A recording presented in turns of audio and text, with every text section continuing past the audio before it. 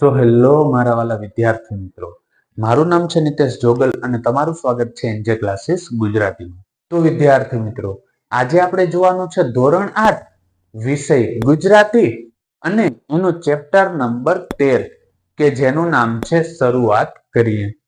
અને આની જે સ્વાધ્યાય પોથી છે એનું સોલ્યુશન આજે આપણે જોવાનું છે.